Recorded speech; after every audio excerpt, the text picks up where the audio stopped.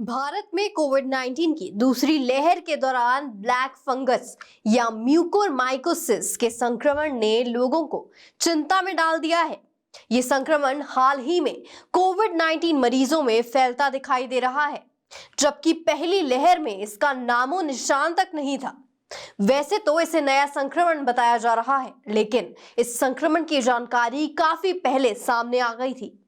अभी तक वैज्ञानिक भी यही मानते रहे हैं कि ये बहुत ही कम होने वाली बीमारी है और संक्रमण नाक, आंख, दिमाग, फेफड़ों और शरीर के अन्य हिस्सों के अलावा दिमाग में भी फैल सकता है।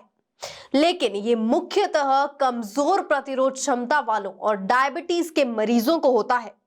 यदि समय पर इस संक्रमण का इलाज ना हुआ तो ये जानलेवा साबित होता है। ये फिलहाल भारत में कोविड-19 के मरीजों में ही फैल रहा है। इसी संदर्भ में देखिए हमारी ये रिपोर्ट।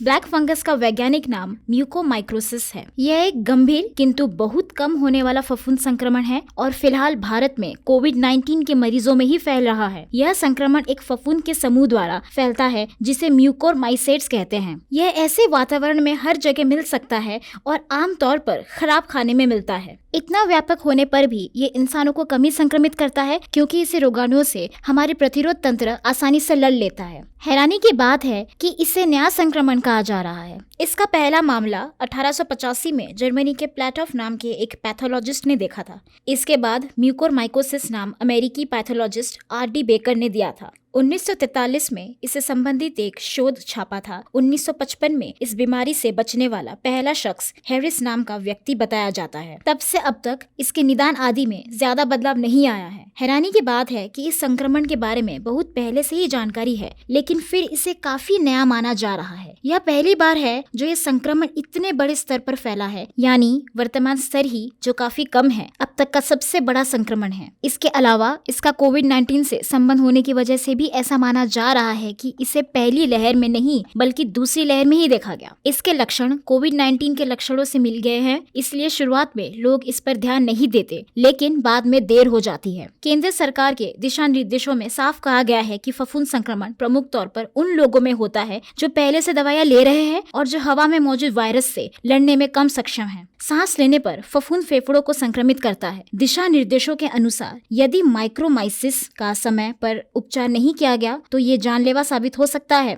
ऐसे लोगों की नाड़ी और फेफड़ों में हवा में सांस के द्वारा फफूंद का संक्रमण पहुंच सकता है। इस बीमारी के इलाज के तौर पर जरूरी है कि मरीज की प्रतिरोध क्षमता हासिल करने के लिए तमाम उपाय किए जाएं। शरीर में पानी की मौजूदगी कायम रखी जाए, शरीर में नमक पानी का पर्याप्त संतुलन कायम रखा जाए और जरूरत पड़ने पर 6 हफ्तों के लिए एंटी फंगल थेरेपी दी जाए। इसके साथ ही मरीज की स्थिति पर लगातार निगरानी रखना भी जरूरी है।